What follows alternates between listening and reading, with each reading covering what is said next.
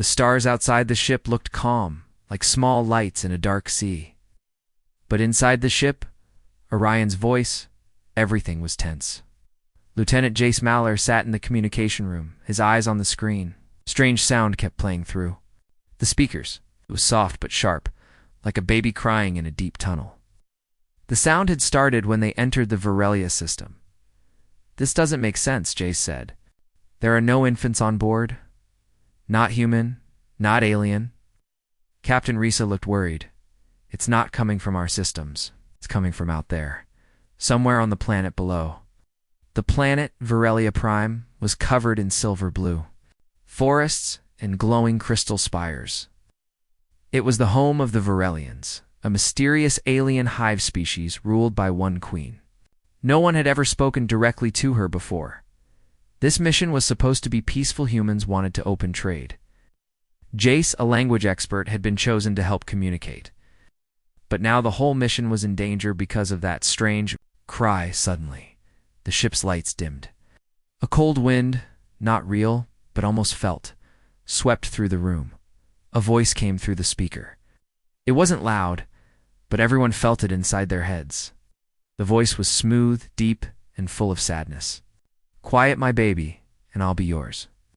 Everyone stared at the speaker. Jace blinked. Did she just speak to us? Captain Risa nodded slowly.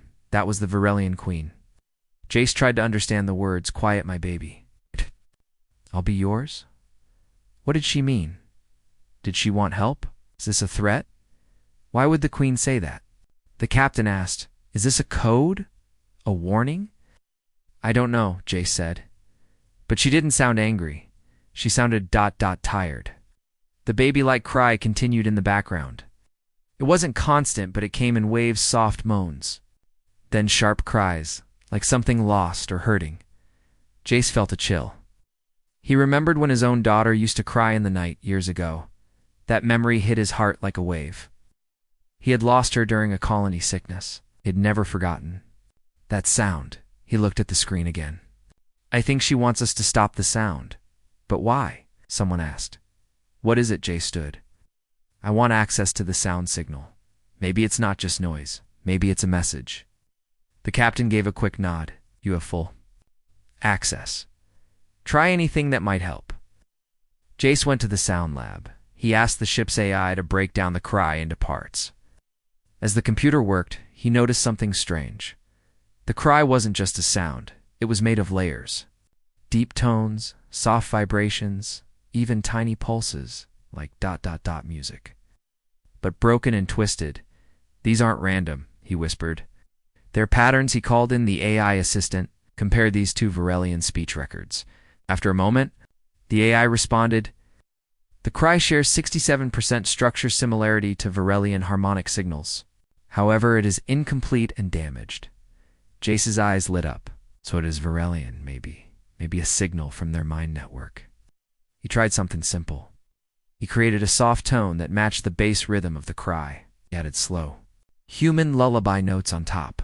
Nothing loud, just gentle hums, like a mother would sing to calm her child. He played the sound back through the same channel. The baby-like cry paused just for a second. Then it returned louder than before. Jace rubbed. His eyes had noticed. It responded. Later that night, Jace stood alone at the viewing deck. He looked down at Virelia Prime. The planet glowed like a jewel, a place full of secrets. He thought about what the queen had said. "Quiet, my baby. ... maybe." The queen wasn't talking about a real baby. Maybe it was something else. Broken part of her hive. A missing memory. A lost voice. And "I'll be yours." That part confused him the most. Did she mean surrender? Partnership? Or something else entirely? Suddenly, the ship's comes activated again. The queen's voice echoed softly. "You sing with sorrow. You feel the cry. But you do not know the pain." Jace stepped forward. "Want to understand, but I need more. Help me help you." Silence. Followed then, something changed. A map appeared on the screen in front of him, a location deep inside Virelia's largest hive city. The queen spoke again. "Come listen, where the cry was born." Jace stared at the screen. Captain Risa arrived. Behind him, she gave you a location. He nodded. I think she's asking me to come down, alone. The captain frowned. It could be a trap, maybe Jace said. But I don't think so. She's not threatening us. She's hurting. Captain Risa sighed. You're not a soldier, Jace. You're a linguist. He whispered, I know that cry. If I can help quiet it, maybe we'll find peace. The captain looked at him for a long time, then gave a slow nod. Prepare for descent. The shuttle moved quietly through Varelia's cloudy sky. Below, giant crystal towers rose like glowing teeth from the ground.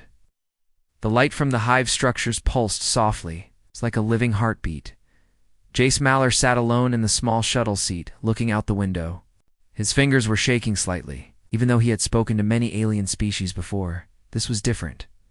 The Varelians were a hive species, one queen. Many voices, no outsider had ever been invited inside their central hive. But now, the queen had called him. Not the captain, not the diplomats, just him. He looked down at the small sound device in his hand. It carried the same lullaby he had played earlier.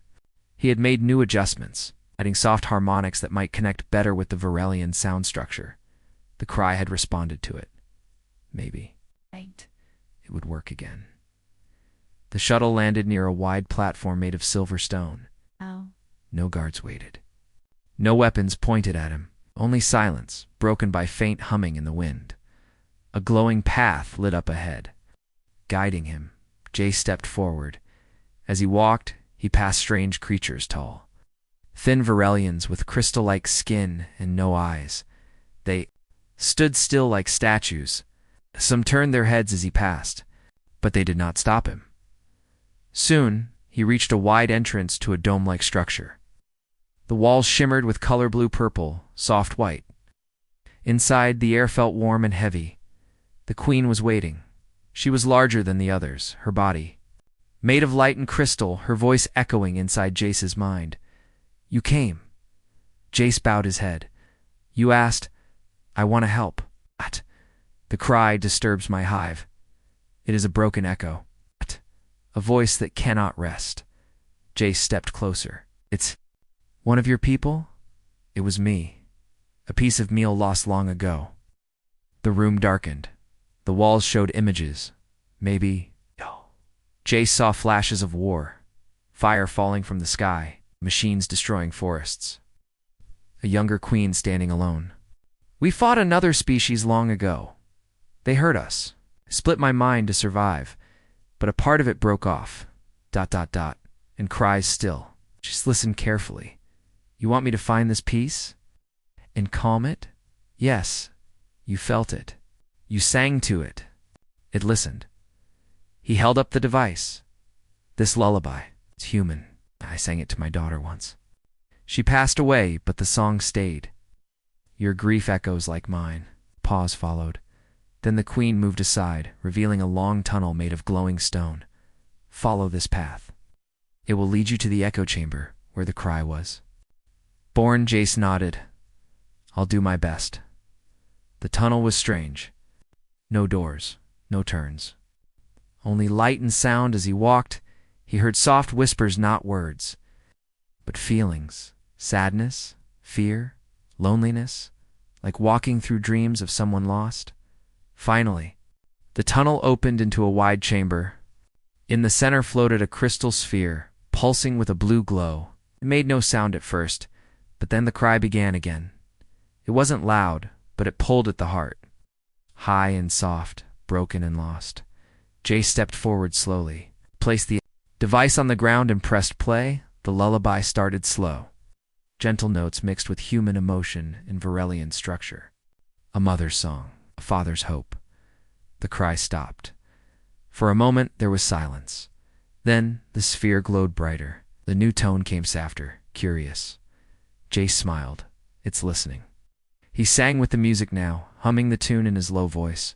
He closed his eyes and let his memories guide him.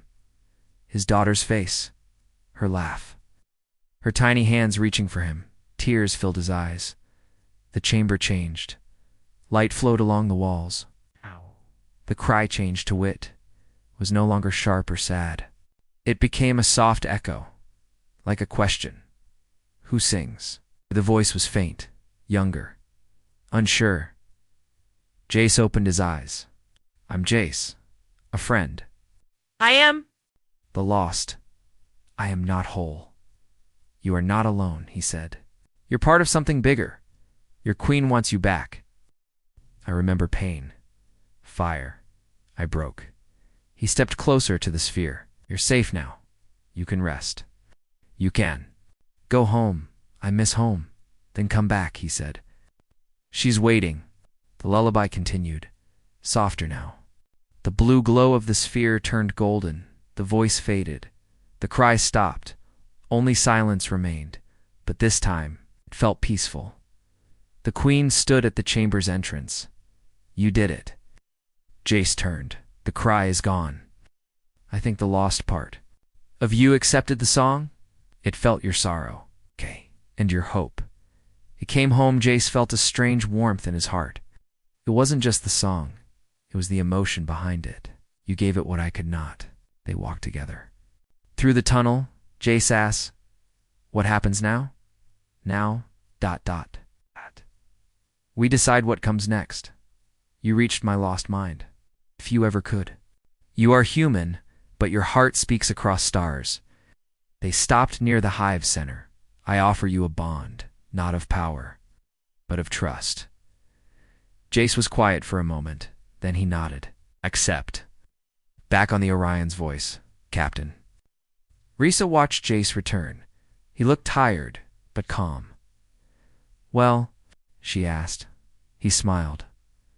The baby stopped crying, and the queen. She said something strange again. What? Jace looked out the window at the shining hive planet. She said, now you are a part of me, and I am a part of you. Jace sat quietly in the ship's observation room, staring out at the swirling clouds of Aurelia Prime. The shuttle had returned hours ago, but the feeling of the Queen's final words still lingered in his mind. Now you are a part of me, and I am a part of you. What did she mean? Was it just a metaphor? Or was there more to it than he understood? Captain Risa entered the room, her footsteps soft against the metal floor. How are you holding up? She asked. JCB turned his gaze to her, offering a way to wait away. Faint smile. I'm all right. But there's something strange happening. I think the Queen. She's connected to me now. Not just in my head, but somehow deeper. Risa raised an eyebrow. Connected how? Jace rubbed his temples, trying to explain. It's hard to describe. It's like I can feel her presence even when she's not speaking. Her thoughts. They echo in my mind. Not clear words, but emotions. Images. Like I'm part of her hive. Captain Risa frowned. That sounds dangerous. The Varelians are not like us. What if they use this connection against you? I don't think it's like that. It's not control. It's more like trust. She trusts me now. He paused, then added, I think she's alone. Deep down, I think she's afraid of being completely alone again. Risa took a deep breath, considering his words. I don't understand it, but I trust you, Jace. You're a good person. But you need to be careful. Jace nodded, though he still wasn't sure what to make of the situation himself. He knew one thing for sure. The Queen's voice wasn't just in his head. It was something more. Something ancient and powerful. The next day, Jace received a strange invitation. The Queen had requested that he visit her again, but this time, it wasn't for a personal meeting. The Varelians had invited him to the heart of their hive there, Central Consciousness Chamber, where all their collective minds came together. As he stepped off the shuttle, the air around him seemed different. The sky above was dark, but streaks of soft light moved through the clouds, almost as if the atmosphere itself was alive. The structures on the ground were even more magnificent up close. Towers of shimmering stone that hummed with energy. Jace followed the glowing path, just as he had before. This time, the atmosphere felt heavier, as if the air itself was thick with waiting. When he reached the entrance of the hive's central chamber, the walls opened slowly. The sound of the Queen's voice filled his mind. Welcome, Jace. You have come to see what lies at the heart of our hive. The room inside was vast, much larger than he had imagined. The walls shimmered with the same soft light, and at the center of the chamber, there was a massive crystal structure. It pulsed with energy, and Jace could feel the weight of the collective thoughts of the Varelians, thousands of minds. All connected. Jace stepped forward, and the queen's form appeared in front of him, glowing with the same ethereal light. He had seen before, this is the Hive Heart. It is the center of our existence, where we all connect. But it is also where our history lives, where the past, present, and future meet. Jace took a deep breath. So, this is where all the Varelians connect. All their minds come together here. Yes, but it is more than just a place for thoughts. The Hive Heart holds our memories, our experiences. It is where our strength comes from, and it is where we ... store our pain. The queen's voice faltered slightly, and Jace could sense the weight of her words. He understood now what she meant by her connection to him. She wasn't just an alien queen. She was the keeper of all the Varelian minds. And within her, all their pain, all their sorrow, was trapped. Jace stepped forward cautiously, his eyes on the glowing crystal at the center of the chamber. How can I help? I've done what you asked, but this is different. You have already helped more than you know. Your song calmed the lost fragment of my mind. But now, you must understand the truth. Our hive is broken. Jace's heart skipped a beat. Broken? How? When we fought the Zenthos, we lost more than just our territory. We lost our connection. Part of us was shattered in the war. That part still cries, still calls for help. And now, I fear it is spreading. The echo you heard it is growing. Jace's mind raced. So, the cry wasn't just a single fragment? It's the entire hive that is breaking? Yes, it is the echo of our past, the broken pieces of our hive that refuse to heal. They call to me, but I cannot silence them alone. Jace stepped closer to the Hive Heart. What do you need from me? Your mind is different from ours. You are human, not bound by the same rules. You have emotions, but you also have that ability to see things from a different perspective. I need you to help me rebuild the hive, to unite what has been torn apart. Jace stood in silence, his heart pounding. Wasn't sure if he could do it. He wasn't a healer, not in the way the Varelians needed. But he couldn't just walk away. Not now. Not after everything that had happened. I'll help, he said quietly. I don't know how, but I'll help. The queen's form shimmered, brighter as if she was smiling. You have already begun, Jace. You sang to me, and in your song you reminded me of what it means to trust. As Jace walked back through the hive's winding corridors, his mind raced. The weight of the queens. Words settled on his shoulders. He had come here to help, but he never expected this kind of responsibility. Could he truly help heal the Varelian hive? Could a single human, even with the queen's trust, be enough? The answer wasn't clear, but he knew one thing. He couldn't back down now. Had made a connection, one that could change everything. He looked out the shuttle's small window as the planet Varelia loomed large before him. It was a beautiful, peaceful place on the surface, but beneath that there was a deep, unspoken pain. And now it was his to help heal. Jace sat in the shuttle, staring out at the planet Varelia below. The air was thick with the weight of his thoughts. The queen had asked for his help to fix something beyond his understanding, something that went deeper than just words, emotions, or even his own past. This was the future of the entire Varelian species. Could a single human, someone who didn't fully understand their ways, truly help heal their broken hive? He exhaled slowly, feeling the cool metal seat beneath him. I've come this far, he muttered to himself. Can't back down now. The shuttle's engines hummed as it made its way back toward the hive. It was strange every time he approached this place. He felt like he was walking into something ancient, powerful, and fragile all at once. The Varelians weren't just an alien species. They were a collective of minds bound together in a web that stretched across their entire planet. And Jace somehow was now part of that web. As the shuttle neared the hive's entrance, Jace's heartbeat quickened. The walls of the hive shimmered as if alive, pulsating with a soft, soothing glow. The same golden blue light that had surrounded the queen now bathed the space. He was about to step into the heart of it, all the hive heart, the center of the Varelian collective mind. The entrance opened silently, and Jace stepped out onto the glowing path. This time, there were no words from the queen. There was no voice in his mind. It was just him, walking alone into the vast, silent hive. The air inside the hive was thick and heavy.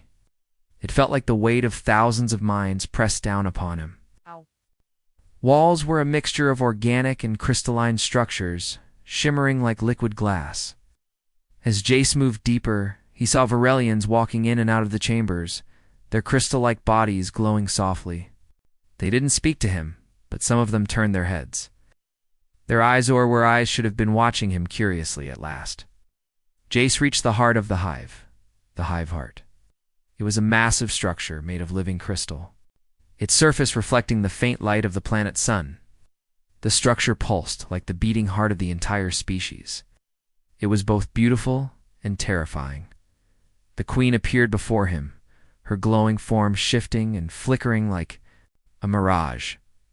"You have come," she said, her voice both gentle and commanding. "No, this is the center of all we are. The hive heart holds the memories of my people, the pain, the joy, the love.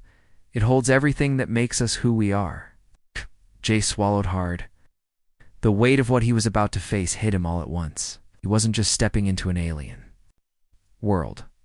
He was about to enter the minds of 1,000 Varelians, each with their own thoughts, emotions, and experiences. Would he be able to connect with them? Would he be able to help heal the broken parts of their hive? "I'm ready," he said, his voice steady, despite the whirlwind of thoughts in his head. The queen's form shimmered brighter. "You must walk through the hive heart. It is the only way for you to understand." Jace nodded and stepped forward, toward the glowing crystal structure in the center of the chamber. As he did, the air around him seemed to hum, and the space around him began to shift. Suddenly, Jace was no longer standing in the chamber. He was inside something far deeper.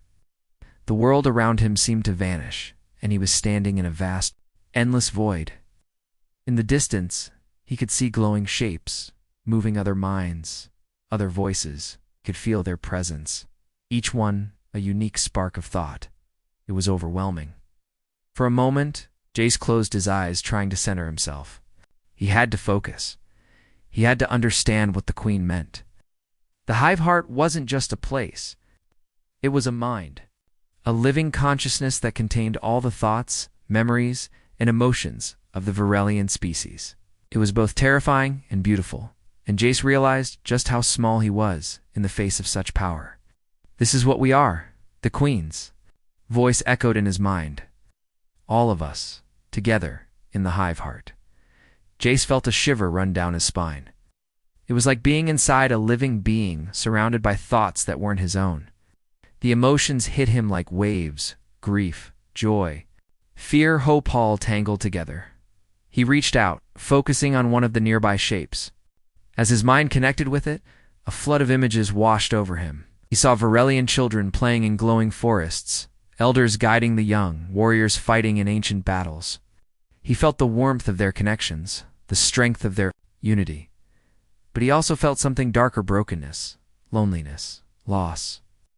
There was a tear in the hive, something that kept it from being whole. "The echo," Jace whispered. "Yes," the queen replied, her voice gentle. "It is a part of us lost during the war with the Zenthos, piece of our hive that was torn away. It cannot rest." Jace took another step forward. The shapes around him seemed to react, shifting and pulsing in response to his presence. He could feel them watching him, waiting for him to make a connection. "How do I heal it?" he asked. The queen's voice became soft, almost mournful. "You are the bridge. You are the one who can unite us. But first, you must understand what was lost. You must face the echo." Jace took a deep breath. He wasn't sure what he was walking into, but he knew it was important. If he was to help the Varelians, he had to understand their pain. Their history. He reached out again, and this time the connection was different. The shapes around him became clearer, and he saw one in the distance, a fragment of the queen, separated and lost. It was small, alone and broken. The cry he had heard, the cry of the lost fragment, came from here. This was where it all began. Jace took one last step forward, and the world around him seemed to twist. He reached out to the broken fragment, feeling the cold, empty space between them. This was the part of the Queen's mind that had been torn away, the part that had never healed. He could feel the fear, the confusion, sadness, and for the first time he understood.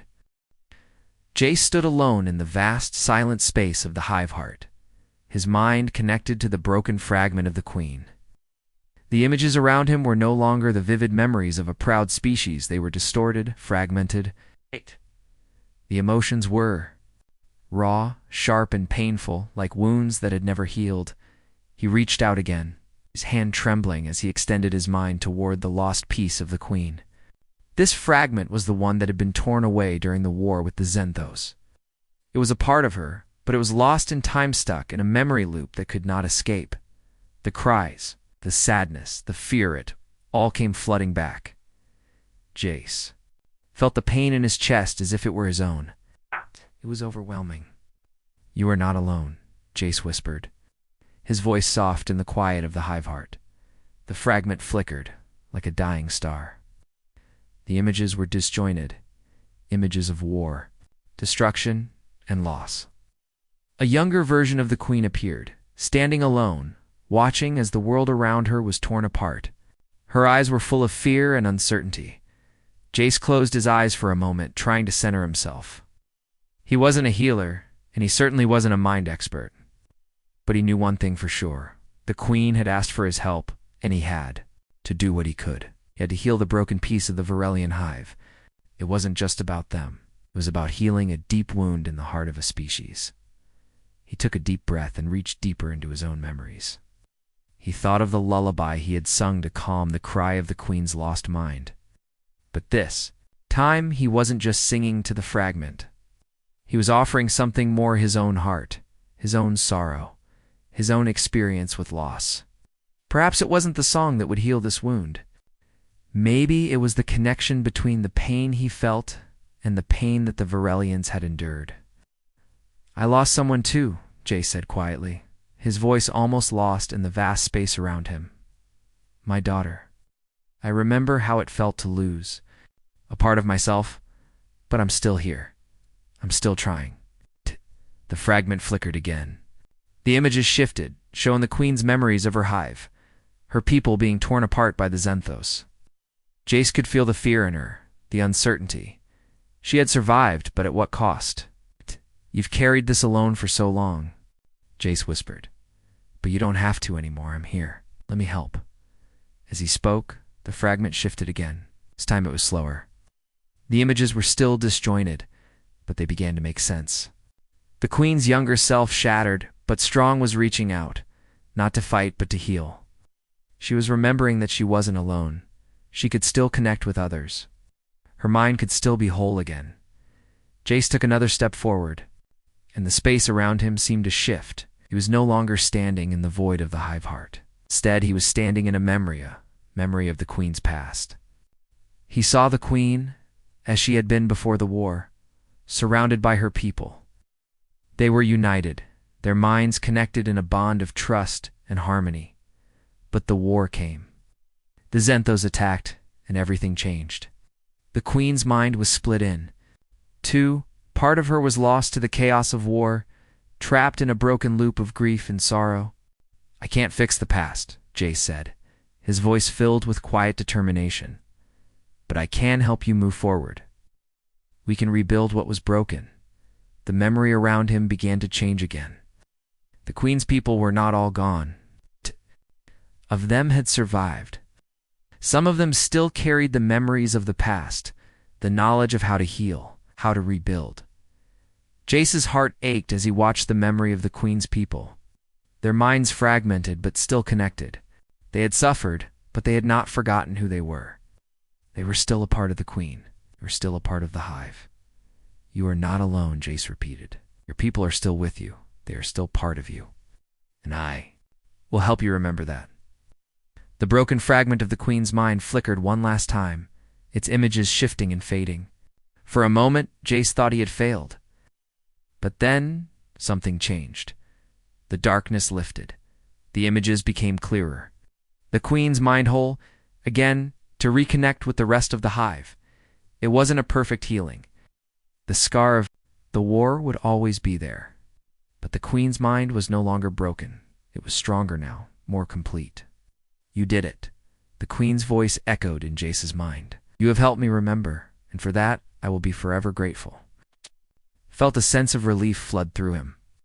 The weight that had pressed on his chest, the feeling of loss and confusion, began to lift. The hive heart was healing. The cry had stopped, and the fragment that had once been lost was now whole again. But there was still work to be done. The queen's mind was strong, but it would take time for the rest of the hive to heal. Jace knew that his journey was far from over. I can't do it alone, Jace said, but I can help. Together we can rebuild. The queen's voice now, filled with warmth and understanding, replied, You are not alone, Jace. You are part of our hive now, and we will walk this path together. As Jace walked back through the hive, the air felt lighter. The walls no longer hummed with the weight of grief and pain. Instead, there was a sense of peace, a sense of hope. He knew that there would be challenges ahead. But for the first time since he had arrived on Varelia, Jace felt like he was truly a part of something larger than himself. He had helped heal a broken mind, a broken species, and he knew that the bond between humanity and the Varelians could only grow stronger from here. As he boarded the shuttle to return to the Orion's voice, Jace looked out at the planet below. It was a world of beauty, of pain, and of hope. And now, it was a world that he was connected to in ways he never imagined. The Orion's voice floated in orbit above Varelia Prime. Its silver hull glowed under the light of two suns. Inside, the crew waited for news. Captain Risa stood near the main screen, arms crossed, eyes locked on the shuttle rising from the surface below. Any updates from Jace? She asked. Not yet, the comms officer replied. But the Queen's signal has stopped. The crying, it's completely gone. Risa gave a short nod. That cry had haunted their systems for days. Now the silence felt strange but peaceful. Down below, Jace sat inside the shuttle. His hands rested on his lap, and his eyes stayed. Fixed on the planet shrinking below, Varelia wasn't just a place anymore. It was a feeling, a connection in his heart and mind. He closed his eyes and listened. No more sorrow. No more broken echoes. Just warmth. The Queen's voice entered his thoughts, softer now, almost gentle. You helped us remember who we were. You quieted the cry, not with power, but with understanding, with music, with heart. Jace smiled faintly. It was never just about fixing sound. It was about healing something deeper. And now, the Queen said, you are part of us. Truly. He wasn't sure what she meant before, but now he understood. In healing the lost fragment of her mind, it formed a bond with her, a bridge between human emotion and the Varelian collective thought. When Jace stepped off the shuttle, the crew welcomed him back with applause. But he didn't look proud. He looked thoughtful. Captain Risa walked up to him. So, how bad was it? Jace took a deep breath. Worse than we thought. The hive wasn't just hurt, it was broken from the inside. But it's healing now. And you, she asked. Concerned, are you okay? He nodded, tired. But something's changed. The Queen and I, we share a connection now. She understands me, and I understand her. Captain gave him a long look. Are you saying she bonded with you? Yes, Jace replied. Not like ownership, not like control. It's a trust bond. A shared space. I don't think they've ever done this with an outsider before. Captain Risa stepped back. That's big. It is, Jace agreed. And now she's asking what comes next. Later that evening, Jace stood alone in the ship's garden dome. It was quiet. Here, no machinery, no humming walls. Just small green trees, a soft breeze, and a peaceful view of the stars. He could feel her still, the Queen, watching, listening, not in a spying way, but like a mother watching her child learn to walk. He whispered into the open air, Why? Me. The Queen's voice floated into his thoughts. It's because you listened? Others speak, others demand. But you heard the cry and gave comfort. You showed us that humans can feel not just for themselves, but for others. What do you want now? Jace asked. Peace, alliance. We want healing, she replied. Our hive is strong, but still recovering. Many minds are still unsure. They remember war, fear, loss. And you think I can help with that? Yes. Not as a ruler, not as a soldier, but as a bridge. Jace looked up at the stars. He had come here as a linguist, just to translate words. Now he had helped heal a species, maybe in some small way, healed a part of himself too. The next morning, a formal message came from the Queen. It was broadcast to the entire crew. Message from the Hive of Varelia to the people of Earth. We offer peace, we offer knowledge. And we offered Jace Malor, who sang to our pain and held our sorrow, the title of Soulbinder. Let him choose, to remain with us, guiding our healing, or to return to his people, carrying our memory and voice. The crew fell silent after hearing it. Captain Risa looked at Jace. That's not just a thank you. That's an invitation. For something ... permanent. Jace felt the weight of the words. Soulbinder. It wasn't a title of power, it was a bond. A promise. He had two choices now. That evening, the crew gathered in the meeting hall. The captain gave Jace the floor. He stood there, quiet at first, thinking carefully. I came here to translate a message, he began. But I didn't expect to become part of it. Paused. The Queen's cry wasn't just noise. It was pain. Pain that had no voice. We all know that kind of pain, losing someone, feeling helpless, carrying a weight no one else can see. He looked at each crew member in the room. She cried out, and I listened. And when I sang back, she listened too. Another pause. They're not asking me to stay as a ruler or a hero. They're asking me to help them heal. To show them how to move forward, not with weapons, but with understanding. He smiled gently. That's what humans do best. We feel, we fall, and we get back up together. He looked at the captain. I'll go back down. I'll help. Them. But not just for them. For us too. If we can build a bond here based on trust, then maybe others will follow. Then applause broke out, soft at first, then stronger. Captain Risa stepped forward and saluted. Luck. Lieutenant Malor. Or should I say Soulbinder? Jace returned to the surface the next day. The hive welcomed him with soft lights and calm music, new sounds, gentle ones. Made in part from the human lullaby he had shared, the Queen met him with silence, then spoke warmly. You chose to walk with us. Together, we will build anew. Future Jace looked around. He wasn't just a visitor anymore. He was part of something bigger, not because he commanded, but because he cared.